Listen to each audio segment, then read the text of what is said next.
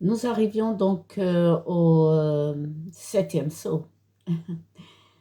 Donc, celui qui est assis sur le trône a donné de la main droite le rouleau à l'agneau qui semblait égorgé et donc et qui était seulement le seul digne d'ouvrir le rouleau et de défaire les sceaux.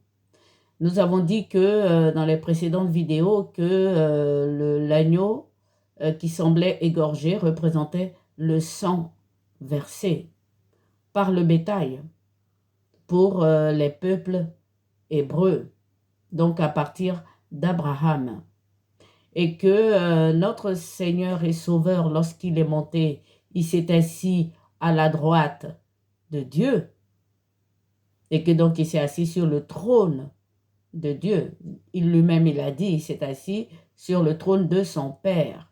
Et donc, la main droite ici veut dire fait faire le travail par quelqu'un d'autre.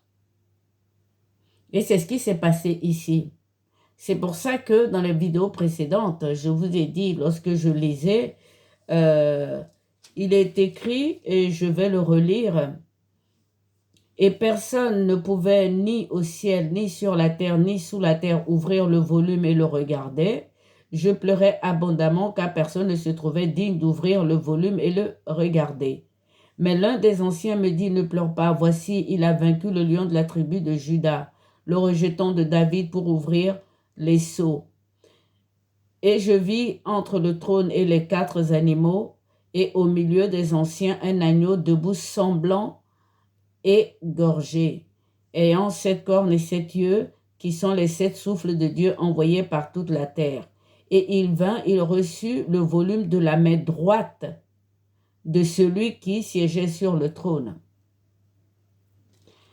Ça veut dire que ce que moi je pense, c'est que notre Seigneur Jésus-Christ était sur le trône. Et donc, en donnant de la main droite le rouleau à l'agneau, ça veut dire qu'il a donné le pouvoir au sang des animaux d'expier les péchés des Hébreux. Car lui-même après, et c'est ce que nous allons voir, Dieu l'a envoyé de sa main droite, lui le Fils, pour venir délivrer toute la création. Et c'est ce que nous allons voir. Et lui-même, notre Seigneur Jésus-Christ, lorsqu'il était là, pour ceux qui connaissent l'Évangile, il a déféré, il a donné le pouvoir à ses disciples de faire ce que lui-même était venu faire et donc de continuer après lui. Donc, lorsque dans la Bible, on parle de main droite ou de donner par la main droite, ça veut dire donner le pouvoir à quelqu'un d'agir à notre place. Mais que c'est nous qui lui donnons ce pouvoir. Donc, celui qui est assis sur le trône, et que moi je considère que c'est le cheval blanc, donc du premier sceau qui a été ouvert, a donné de sa main droite le pouvoir à l'agneau, donc au sang, d'expier les pouvoirs des Hébreux. Mais je vais lire comme ça, puisque nous sommes maintenant au septième sceau. Lorsqu'il ouvrit le septième sceau, il se fit dans le ciel un silence d'environ une demi-heure. Et je vis les 7 messagers debout devant le trône, il leur fut donné 7 trompettes. Alors vint se tenir contre l'autel de l'encens un autre messager qui portait un encensoir d'or, et on lui donna beaucoup d'encens à offrir, avec les prières de tous les saints sur l'autel d'or devant le trône. Frères et sœurs, on se rend compte ici que le travail des chevaux est terminé. C'est comme si on disait qu'une époque était clôturée. lorsque on lit l'Apocalypse, le chiffre 7 est présent un peu partout. C'est le chiffre de la plénitude. C'est aussi le chiffre du repos et de la fin. Dieu notre Père a créé le monde en 6 jours. Le 7e jour, il s'est reposé. L'agneau qui est sur le trône a donné de sa main droite le pouvoir au sang d'agir par des chevaux. Et donc, là, le 7e sceau vient d'être ouvert. Le travail des chevaux est fini. Et là, on rentre maintenant dans celui des trompettes. Et je vous dirai à quoi ça correspond, celui des trompettes. Mais je peux vous dire d'ores et déjà qu'après les 7 trompettes, il y aura les 7 fléaux. Et les 7 fléaux vont déverser sur la terre des coupes très amères.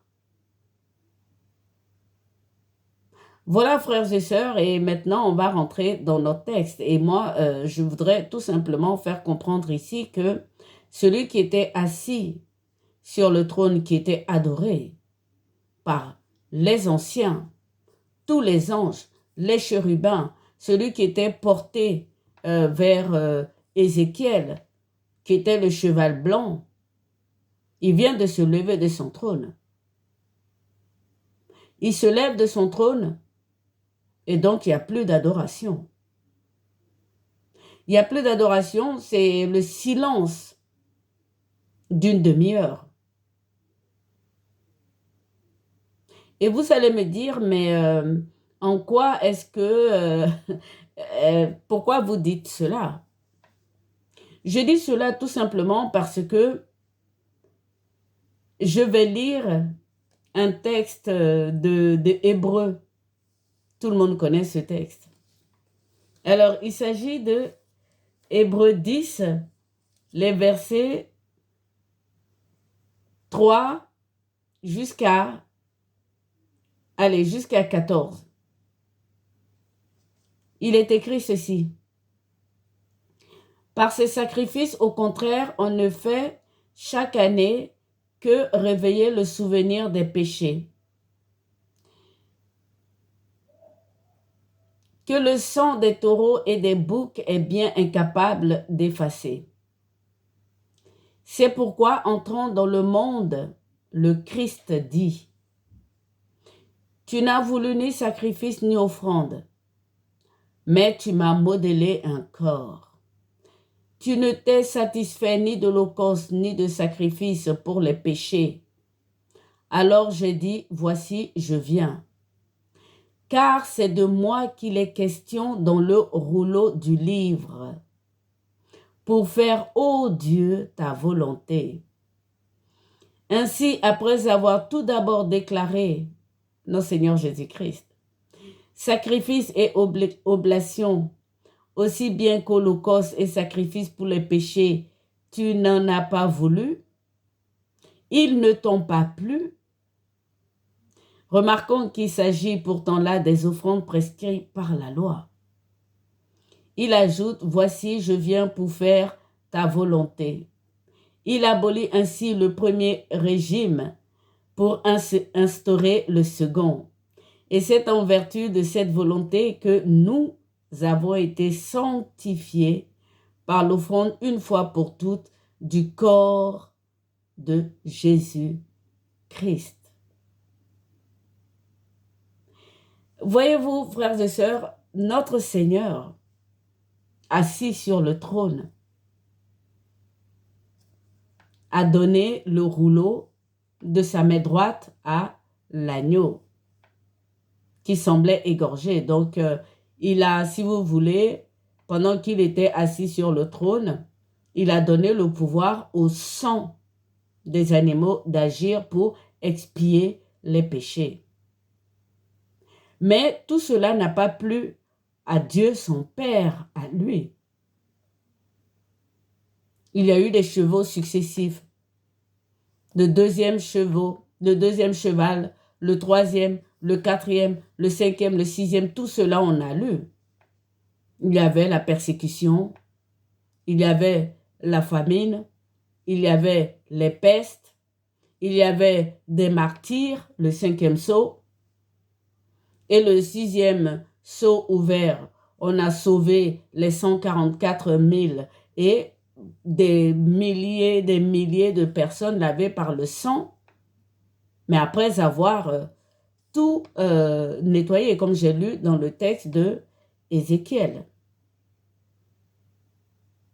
Maintenant, le septième sceau concerne notre Christ, notre Seigneur et Sauveur, celui qui est assis sur le trône. Le Père lui a dit, « J'ai besoin de toi, mon fils. » Parce que les sacrifices, ça ne suffit pas. Les sacrifices d'agneau. Et donc, il a modélé un corps pour son fils. Et son fils est venu pour nous sauver. Et son fils parle d'amour. Son fils nous dit que nous sommes tous frères. Nous sommes tous frères. Nous avons tous le même Père. Et que nous devons nous aimer les uns les autres. Voyez-vous, Dieu a tellement aimé le monde qu'il a donné son Fils unique qui est sur le trône. Dieu a tellement aimé le monde qu'il a donné son Fils unique qui est sur le trône.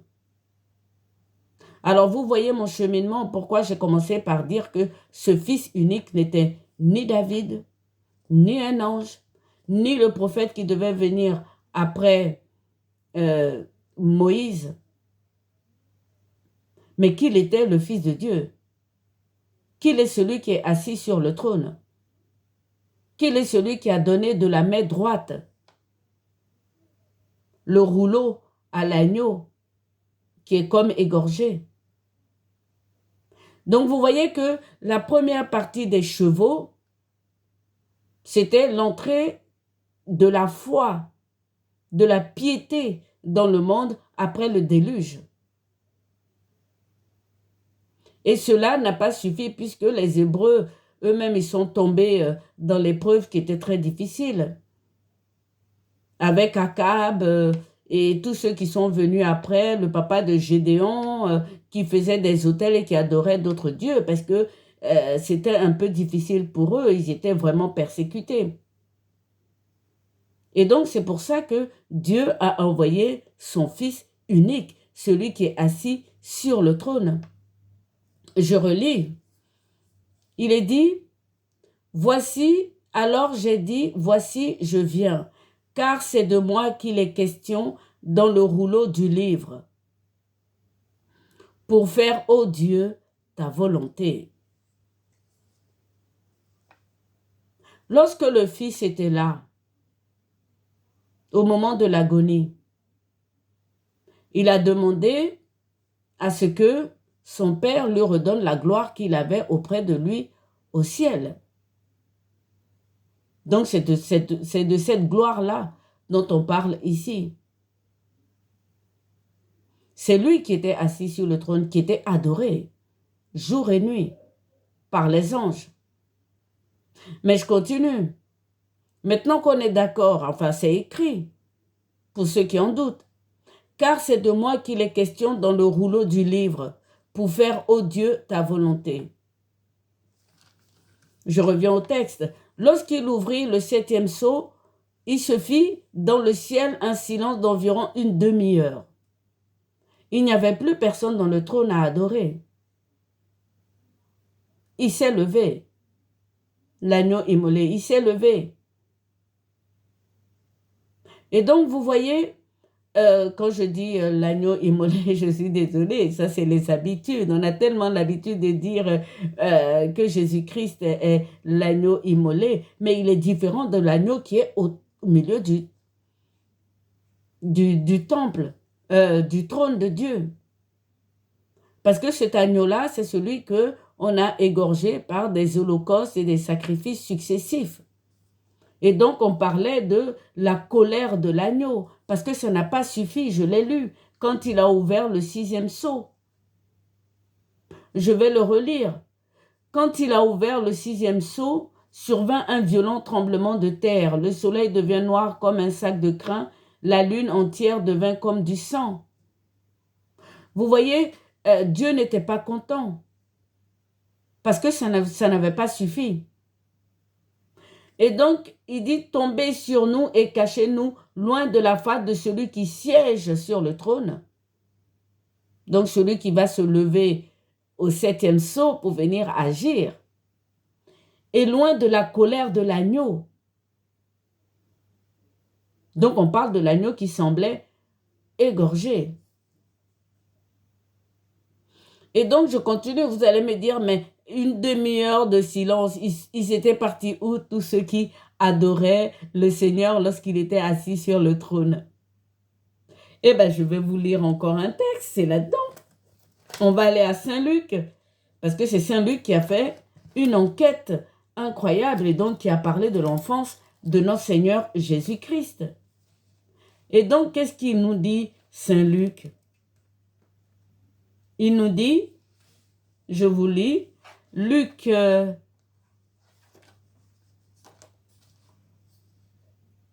2, verset 8. Alors, je vous lis.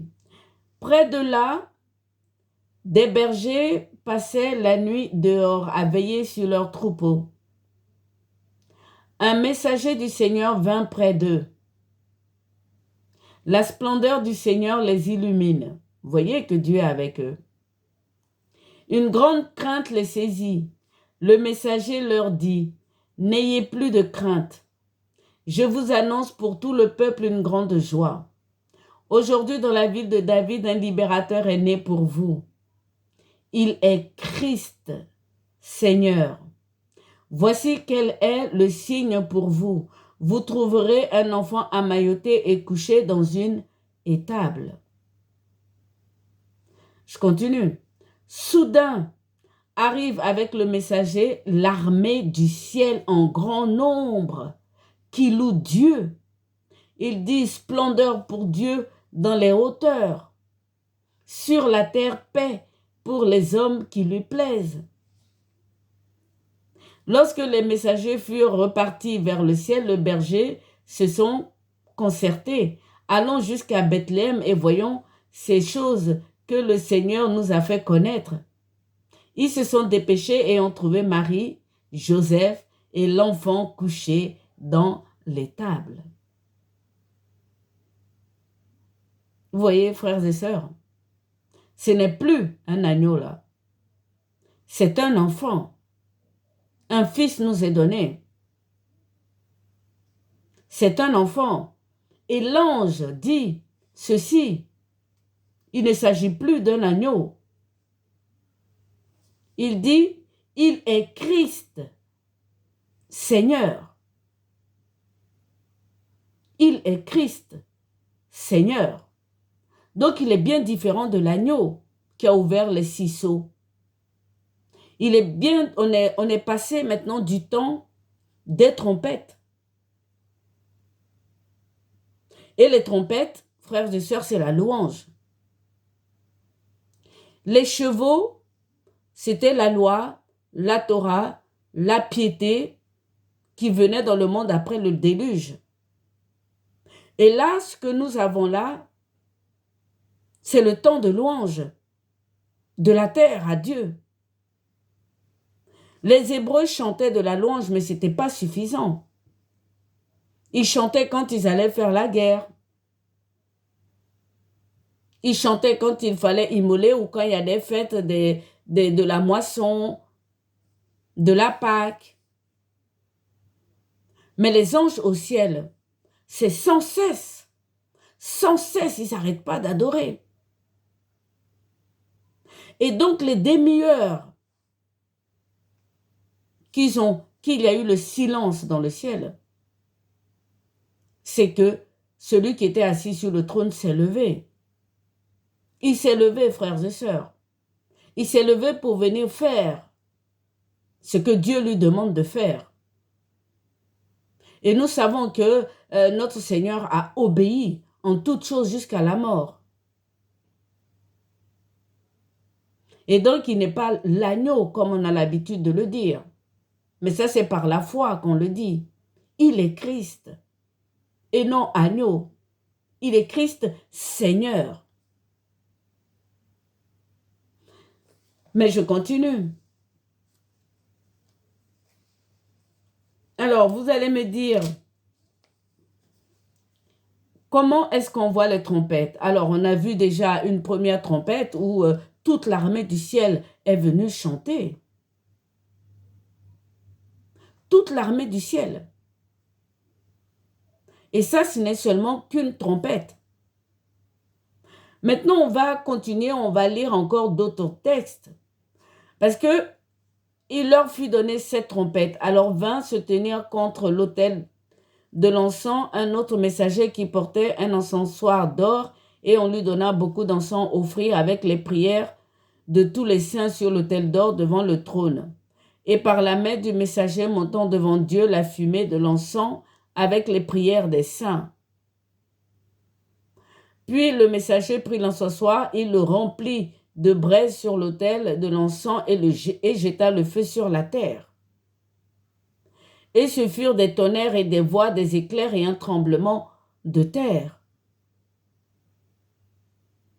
Et nous allons lire ça. Je vais à Saint Luc. Saint Luc dit, on va voir ça, c'est intéressant.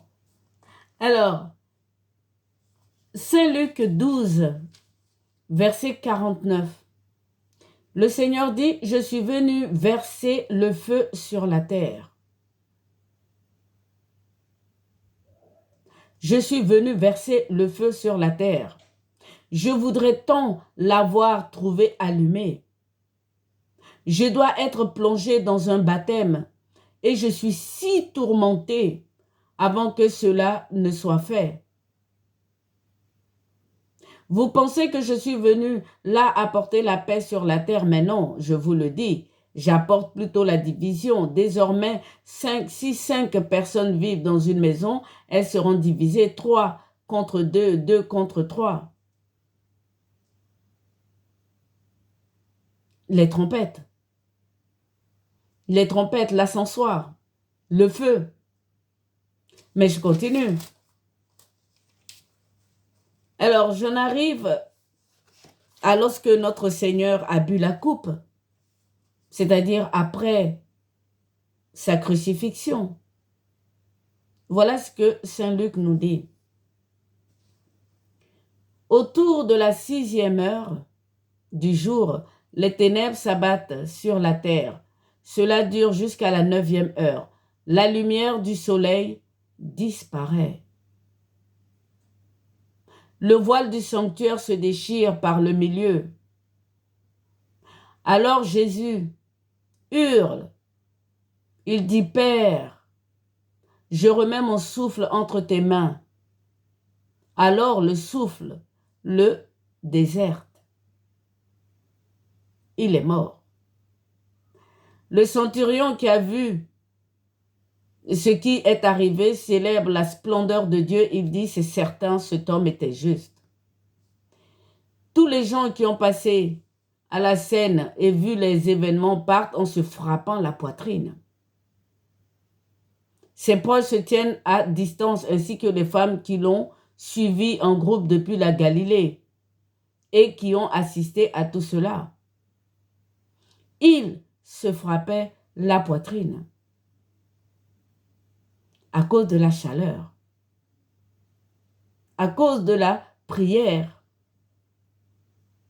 Quand on est concentré d'une certaine façon, quand on prie, on a la poitrine qui gonfle parce que le souffle est dans la poitrine.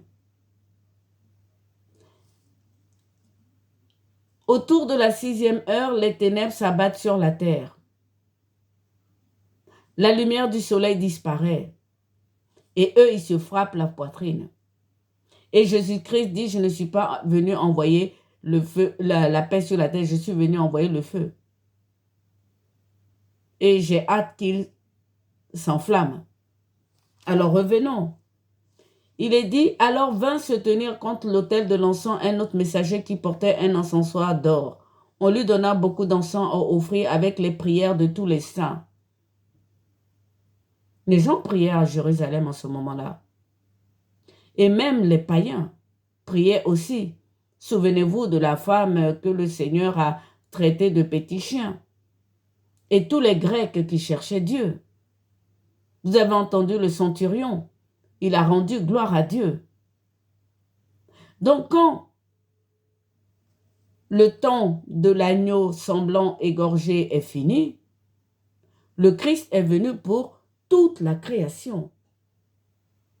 Parce que l'épreuve était trop dure pour nos frères les Hébreux. Eh bien, je continue. Et par la main du messager montait devant Dieu la fumée de l'encens avec les prières des saints, ceux qui se frappaient la poitrine. Je continue. Aussitôt, les 7 messagers aux 7 trompettes s'apprêtèrent à faire retentir. Le premier sonna de la trompette, et ce furent grêle et feu mélangés dans le sang et jetés sur la terre. Et le tiers de la terre fut consumé, et le tiers des arbres fut consumé, et toute herbe verte fut consumée. Vous avez vu? Grêle apparaît ici. Ça veut dire que à partir de maintenant, avec les trompettes, on va parler de la rédemption totale de toute la terre. Là, on parle de grêle, de grêlon, de froid et de tous nos feux de forêt, de tout ce qui se passe en ce moment. Nous sommes dans le temps des trompettes maintenant, frères et sœurs. Ceux qui vous diront que nous sommes vers la fin des temps, moi je ne sais pas. Tout ce que je sais, c'est que nous sommes dans le temps des trompettes. Et les trompettes, c'est le temps de la louange, de la prière. Et oui, les anges se sont levés. Il n'y a plus d'adoration au ciel. Le Seigneur est venu accomplir ce qu'il a à accomplir. Il est mort, il est monté au ciel. Et donc, du coup, nous, aujourd'hui, on est tenus de chanter la louange à Dieu. Toute la terre, pas seulement les Hébreux, pas seulement Israël, toutes les églises, tous les chrétiens. Nous sommes au temps des trompettes. Tous ceux qui regarderont cette vidéo, chantez des louanges à Dieu. Écoutez la louange à Dieu dans vos maisons. Nous sommes au temps des trompettes. Je continue. Le deuxième messager sonna de la trompette. Une sorte de grande montagne de feu ardent fut jetée vers la mer, et le tiers de la mer devint sang. Et mourut le tiers des créatures vivant dans la mer, et le tiers des navires furent détruits. Et je continue. Le troisième messager sonna de la trompette, du ciel tomba une grande étoile qui flambait comme une torche, et elle tomba sur le tiers des fleuves et sur les sources d'eau. Le nom de l'étoile se dit absinthe, et le tiers des eaux devient de l'absinthe, et de nombreux hommes moururent des eaux devenues amères. Nous sommes au temps des trompettes. Je continue. Le quatrième messager sonna de la trompette, le tiers du soleil fut frappé, ainsi que le tiers de la lune et le tiers des étoiles, de sorte que s'enténébra le tiers de leur surface, et que le tiers du jour ne resplendit plus, et la nuit mêmement. Alors j'ai vu et j'entendis un aigle voler au milieu du ciel, disant à voix forte, malheur, malheur, malheur aux habitants de la terre, à cause des autres voix des trompettes, celles des 3 messagers qui vont retentir. Donc vous voyez que jusque-là, on n'a presque pas senti. Le Seigneur, lorsqu'il est venu, il dit qu'il a hâte que le feu prenne. Mais c'est tout doucement. Dieu est amour. Mais nous sentons maintenant que ça commence à chauffer un peu parce que les temps deviennent de plus en plus difficiles. Mais nous sommes encore au temps des trompettes. Je continue. Le 5e messager sonna de la trompette et je vis une étoile qui était tombée du ciel sur la terre. Il lui fut donné la clé du puits de l'abîme. Elle ouvrit le puits de l'abîme et du puits sortit une fumée, monta comme celle d'une grande fournaise, et par la fumée du puits furent enténébrés l'air et le soleil. L'étoile ici, ce n'est pas une étoile physique qui va tomber, comme nous disent les astronomes, ou non. Ici, l'étoile ici, c'est un ange. Puisqu'on lui dit qu'on lui a donné la clé du puits de l'abîme. Alors, le puits de l'abîme, je ne vais pas lire tout le texte, c'est là où sont enfermés tous les esprits méchants et impurs. Là où est enfermé Satan. Donc, il n'est pas encore libéré. Enfin, je l'espère. Et je continue. Donc, j'étais au 5e. Le 6e messager sonna de la trompette. Et j'entendis une voix venant des 4 cornes de l'autel d'or qui est devant Dieu, disant au 6e messager qui avait la trompette, « Délie les 4 messagers qui sont attachés au bord du fleuve l'Euphrate. » Vous voyez, frères et sœurs, que nous sommes encore dans les trompettes. Le fleuve Euphrate, il n'est pas encore sec. Il n'est pas encore sec. Enfin, je veux dire, il y a encore un peu d'eau. C'est lorsqu'il sera complètement asséché. Là, il est dit, ce sera au son du 6e, de la 6e trompette. Et là, on va délier les 4 messagers qui sont attachés au bord du grand fleuve. Nous ne sommes pas encore. Enfin, c'est ce que je crois. Moi, je n'habite pas de ce côté-là. Et suivant les actualités, ce que je sais, c'est qu'il est en train de diminuer, mais il n'est pas encore sec. Si le fleuve de l'Euphrate est vraiment asséché, ça veut dire que ces 4 anges-là ces 4 messagers sont délivrés. Pour l'instant, ils sont attachés là-bas.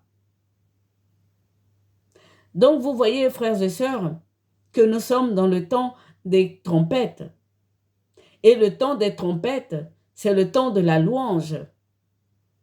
Nous sommes au temps de la louange. Souvenez-vous de ce que Raphaël a dit à Tobie et à son fils Tobias. Chantez des louanges à Dieu tout le temps, matin et soir, n'arrêtez pas. Rendez gloire à Dieu. Voilà, je continue. Le nombre des combattants de la cavalerie était, comme je l'entendis, 20 myriades de myriades. Ainsi sont apparus les chevaux dans ma vision. Leurs cavaliers ont des cuirasses couleur de feu, hyacinthe et de soufre. Les têtes des chevaux sont comme des têtes de lions, et leurs bouches sortent du feu, fumée, soufre. Par ces 3 fléaux moururent le tiers des hommes, par le feu, la fumée et le soufre qui sortait de leur bouche. Vous avez vu que les chevaux reviennent, mais cette fois-ci avec des têtes de lion. Ce sont les chevaux qui étaient pour la tribu de Juda. Frères et sœurs, nous sommes dans le temps des trompettes. Je le relis. Ainsi sont apparus les chevaux dans ma vision. Donc là, leurs cavaliers ont des cuirasses couleur de feu, d'hyacinthe et de soufre. Les têtes des chevaux sont comme des têtes de lion. Et de leur bouche sortent du feu, fumée et soufre. Donc nous sommes au temps des trompettes, frères et sœurs. Nous sommes au temps des trompettes. Et le temps des trompettes, c'est chanter la louange à Dieu par son Fils. qui est venu nous délivrer, donc le Père éternel, qui est remonté vers son Père et qui s'est assis sur le trône de son Père, donc sur le fauteuil, parce que le trône de Dieu, c'est tous les 24 anciens, le ciel de cristallin, là, de mer cristalline. Et c'est son Fils qui est assis sur ce trône. Voilà pourquoi je disais que le Christ est différent de l'agneau. Et que l'agneau qui semblait égorgé était là pour nos aînés les Hébreux, qui ont été lavés par le sang de l'agneau. Nous, notre Seigneur a été crucifié aussi sur la croix. Et vous avez entendu les Juifs dire « asperge-nous de sang ». Et donc le sang de Jésus est important. Je le disais dans mes précédentes vidéos, il ne faut pas enlever le sang. Je continue. Et le reste des hommes qui ne furent pas tués par ces fléaux ne se détournaient pas des œuvres de leurs mains, ni ne cessèrent de se prosterner devant les démons et les idoles d'or, d'argent, d'airain, de pierre et de bois qui ne peuvent voir, entendre ou marcher. Donc vous voyez qu'on parle de la sorcellerie de notre temps. Et oui, je disais que les anges déchus et nos démons ne sont pas pareils. Ces démons-là dont on parle sont les démons créés par les humains eux-mêmes. Je ferai une émission là-dessus, je vais essayer, si Dieu le veut.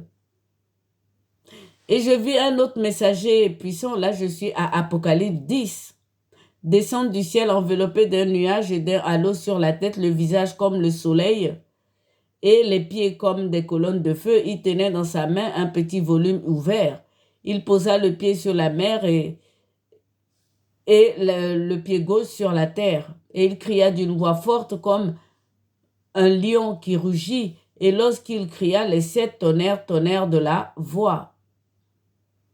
Et ils ont demandé à Saint Jean de ne pas nous révéler de ce que disaient les 7 tonnerres. Donc là, on ne sait pas. Mais je continue.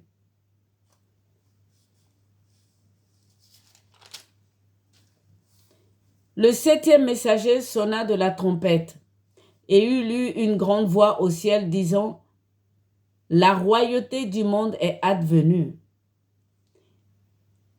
La royauté de notre Seigneur et de son Christ.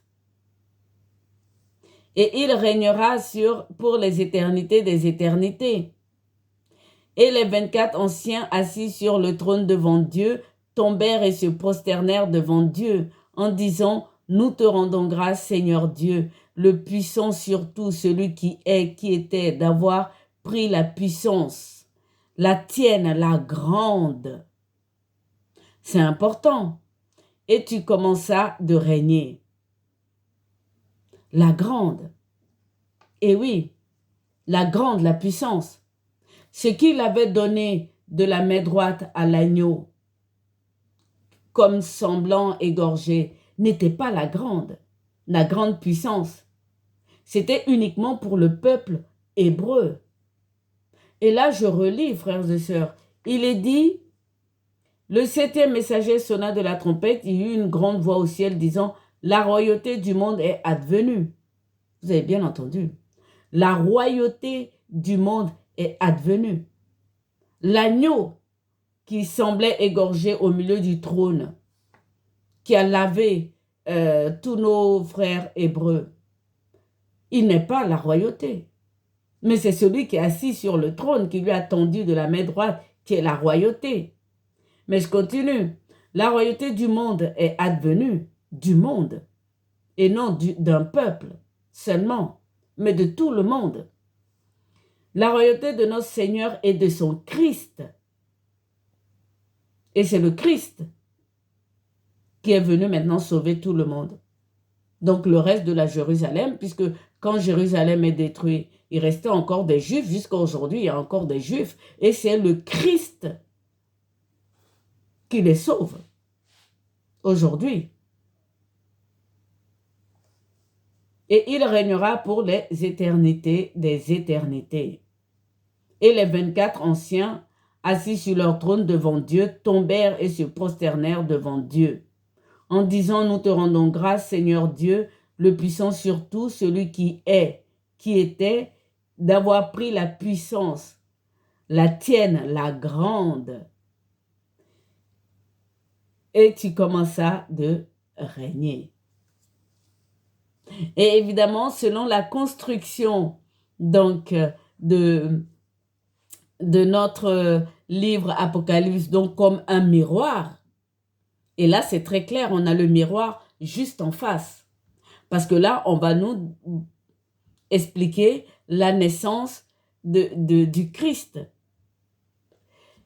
Il parut un grand signe dans le ciel, une femme enveloppée de soleil avec la lune sous les pieds et sur la tête une couronne de 12 étoiles. Je l'avais déjà étudié, je ne vais pas revenir là-dessus. Il s'agit là de la fille. L'image de Ève qui est venue porter le Christ. Et donc, il est dit, et donc ce qui est marqué dans Apocalypse 12, verset 11, je vais le lire. Maintenant sont advenus le salut et la puissance, et la royauté de notre Dieu et le pouvoir de son Christ. Car il a été jeté l'accusateur de nos frères. Je ne vous relis pas tout le texte parce que c'est long. L'accusateur de nos frères, c'était le dragon, celui qui s'est couché sur le sol, qui a fait le serpent pour tromper Ève. Je ne vais pas revenir là-dessus, il faut suivre les autres vidéos, c'est trop intéressant. Celui qui les accuse devant notre Dieu jour et nuit. Mais eux, ils l'ont vaincu par le sang de l'agneau et par la parole de leur témoignage. Donc vous voyez que le sang de l'agneau ici, c'est les anciens depuis Ève. Depuis Ève jusqu'aux Hébreux, et nous par la parole de notre témoignage. Parce que nous maintenant, on ne fait plus de sacrifices d'agneau, c'est fini. Nous, on témoigne qu'on croit en Dieu et en Jésus-Christ. Donc vous voyez, ils n'ont pas préféré leur vie jusqu'à mourir. Ainsi donc, réjouissez-vous, cieux, et vous qui dressez votre tente. Nous, on n'est pas encore ressuscités. Mais ceux qui dressent leur tente en attendant, c'est-à-dire les 144 qui sont ressuscités avec tous ceux qui ont été sauvés par l'agneau, eux, ils ne connaîtront pas la seconde mort. Ce sont les premiers ressuscités, frères et sœurs. Donc voilà, mais je continue, j'ai encore un petit texte à lire. Comme c'est une question de miroir, il va falloir que je vienne vraiment pour qu'on voit l'Apocalypse ensemble en entier. Et donc, il est dit, Apocalypse 15, donc déprime, c'est le miroir quand il a ouvert le 7e sceau. Donc, c'est le miroir de l'autre côté. Il est dit, alors je vis un autre signe dans le ciel, grand étonnant. 7 messagers qui avaient 7 fléaux. Les derniers, car en eux s'accomplit la fureur de Dieu. Et je vis comme une mer de verre transparente mêlée de feu, et les vainqueurs de la bête et de son image et du cible de son nom, debout sur la mer transparente. Ils avaient des cithars de Dieu, ils chantaient l'hymne de Moïse, serviteur de Dieu, et l'hymne de l'agneau. Alors vous voyez qu'il ne s'agit pas de nous. Il s'agit des Hébreux qui ont été sauvés par le sang de l'agneau, le sang des agneaux qui ont été sacrifiés depuis tout le temps. Donc eux, ils font partie, si vous voulez, de la première résurrection. Et la seconde mort n'aura pas d'effet sur eux. Et donc nous ne faisons plus de sacrifice d'agneau. Nous, notre sacrifice, c'est chanter la louange. Parce que nous sommes au temps des trompettes, frères et sœurs. Je continue. Donc, ils disent, grande admirable tes œuvres, Seigneur Dieu, le puissant sur tout. Juste et véridique tes chemins, roi des nations. Qui donc ne te craindrait, Seigneur, et ne glorifierait ton nom? Car toi seul es sacré. Oui, toutes les nations viendront se prosterner en ta présence, car tes jugements ont été manifestés. Les jugements à propos de la loi. Eh oui, on parle de Moïse. Il a donné des bénédictions et des malédictions en fonction de la loi. Donc, il y a eu des jugements. Rappelez-vous, la colère de l'agneau. Donc, la colère de tout le sang versé. Le sang crie très fort. C'est pourquoi il faut faire attention au sang, de ne pas verser le sang. Le sang d'Abel criait. Donc, le sang de tous ces millions d'agneaux qu'ils ont immolés, de vaches, de brebis, de boucs qu'ils ont immolés, criait fort aussi à Dieu. Et donc, c'est quand il dit, Moïse, dans son hymne, « Car tes jugements ont été manifestés », c'était de ça dont il parlait. Ensuite, je vis le temple de la tente du témoignage s'ouvrir dans le ciel. En sortirent les 7 messagers, ceux qui avaient les 7 fléaux, revêtus de lin pur et resplendissant, et ceints à la poitrine d'une ceinture d'or. L'un des 4 animaux donna aux 7 messagers 7 coupes en or pleines de la fureur de Dieu, le vivant, pour les éternités des éternités. Le temple fut rempli par la fumée de la gloire et la puissance de Dieu. Personne ne pouvait y entrer dans le temple que ne soient terminés les 7 fléaux et les 7 messagers. Donc vous voyez que nous sommes, frères et sœurs, au temps des 7 trompettes. Chantons la louange à Dieu jusqu'à ce que l'Euphrate sèche. Nous sommes au temps des églises. Voilà, frères et sœurs, concernant mon étude sur connaître Dieu. Connais ton Dieu. Le Christ est différent de l'agneau. Le Christ est le Fils de Dieu. Le Christ est celui qui a passé le rouleau à l'agneau dans la main droite. Comme lui-même, il a reçu par la main droite de Dieu la mission qu'il a faite et ensuite il est parti s'asseoir à la droite de Dieu. Les termes, le vocabulaire spirituel est différent de notre vocabulaire de tous les jours. Je viendrai avec une conclusion sur connaître ton Dieu. Mais voilà pour aujourd'hui ce qu'il en est. Donc en fait, si vous voulez, Dieu par méthode a fait les choses. Il a commencé d'abord avec le sang d'Abel, je pense. Il a sauvé les 24 anciens. Ensuite vient le temps des chevaux après le déluge.